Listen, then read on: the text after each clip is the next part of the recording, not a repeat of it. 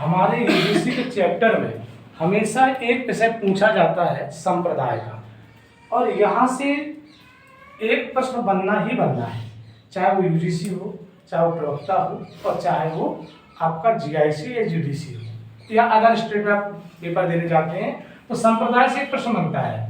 जैसे कि रस संप्रदाय पहला संप्रदाय है और इसका समय कितना है, द्वितीय शताब्दी, और इनके आचार्य कौन है, तो इनके आचार्य हैं भरत मुनि।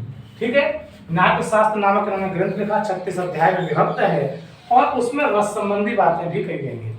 तो इसलिए इस संप्रदाय को क्या कहा गया, रस संप्रदाय। ऐसा नहीं कि सिर्फ रस की बात की गई है और चीज की बात नहीं है, बहुत इन्होंने बात की है, रस पर भी बात की है, नायक नायिका पे भी बात की है, इन्होंने नाट्य ग्रह किस प्रकार से बनना चाहिए उस पर भी चर्चा की है, और कई प्रकार से राजतंत्र संबंधी बातों को भी इन्होंने बताया है। लेकिन फिर भी इनके सिद्धांत को कहा जाता है रस सिद्धांत कहा जाता है। ठीक है, इसके बाद इनके रस सिद्धांत को कई लोगों ने खंडन भी किया, संकुल ने भी खंडन किया, और अभिनव गुप्त ने भी खंडन किया, भट्ट लोलट ने भी खंडन किया, भट्ट नायक ने भी इनके सिद्धांत का खंडन किया है। ठीक है, दूसरा संप्रदाय मिलता है भामा, जिनका समय माना जाता है 6वीं शताब्दी। कितना माना जाता है, 6वीं शताब्दी।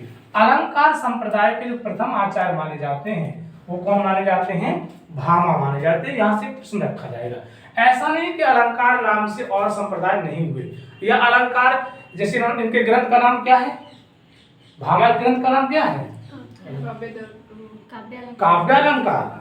तो ऐसा नहीं कि और आचार्यों ने काव्य अलंकार नामक ग्रंथ नहीं लिखे, लेकिन जो परपाटीय परंपरा प्रारंभ की इन्होंने प्रारंभ की, और यहीं से अलंकारों को उन्होंने कहा।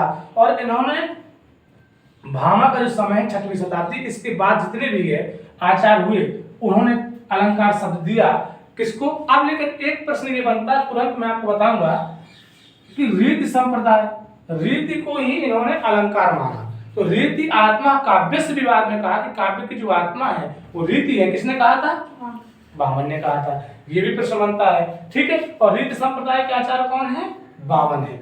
अब बामन ने अलंकार को क्या कहा, ये पूछा जाएगा कि बामन ने अलंकार को नहीं, हाँ कुंतक भी कहे, और बामन ने भी अलंकार को क्या कहा है।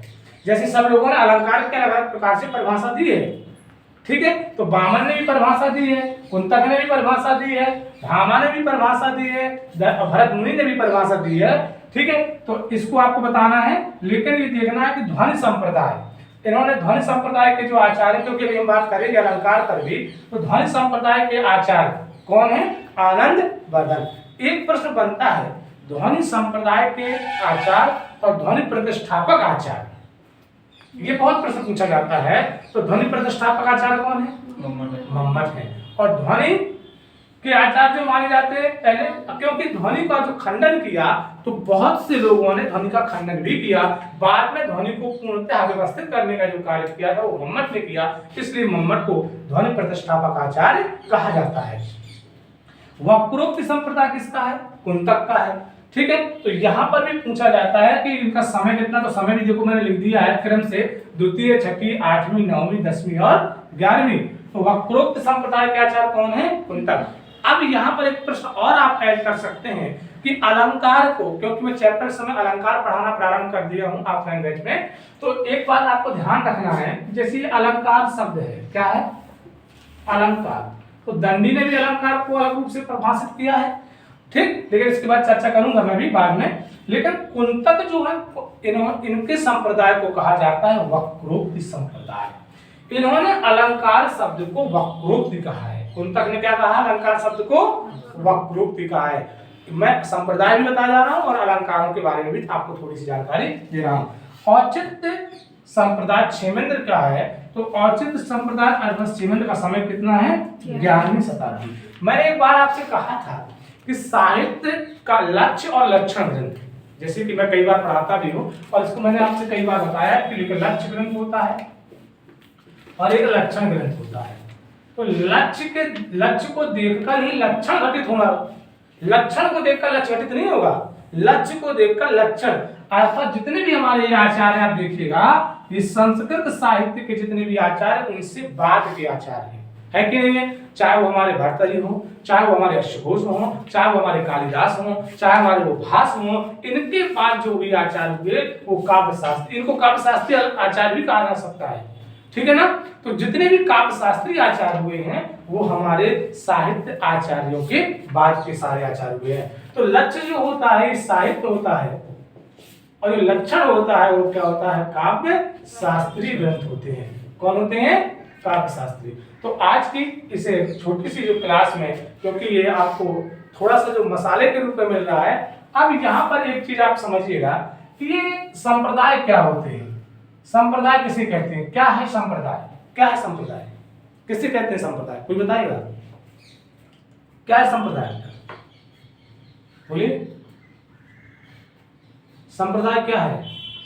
क्यों उसको संप्रदाय नाम दिया गया?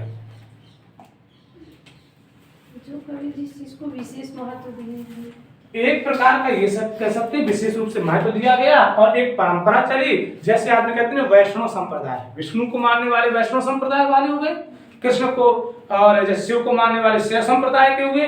उसी प्रकार से परंपरा है, इन्होंने किसको माना? रस को माना तो रस संप्रदाय के हो गए, इन्होंने अलंकार को माना अलंकार संप्रदाय के हो गए, रीति को माना तो रीति। लेकिन एक अगर आप मेघदूतम पढ़ते हो शायद तो छेबंद की पंक्ति बहुत याद आती है मुझे, क्योंकि लिखा है प्राविष्ट प्रवास विष्णे मंदा क्रांता विराजते। किसने कहा था? तो ऐसे भी आप लोग अपने नोट्स को तैयार कर सकते हैं। मिलते हैं आपसे नेक्स्ट वीडियो में, तब तक के लिए जय हिंद।